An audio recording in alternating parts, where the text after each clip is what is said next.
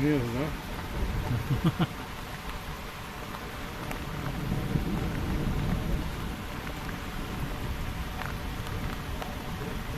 Cennet yani değil mi bura? Güzel bir masalar olsa çok güzel olur bura.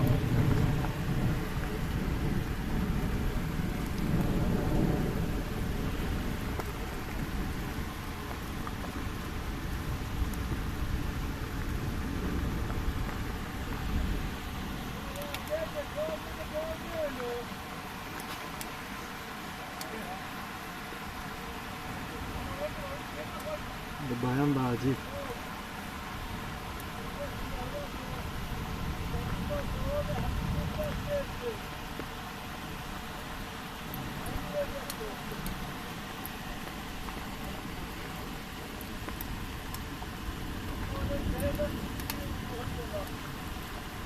Bugün mangalımızı yiyemedik.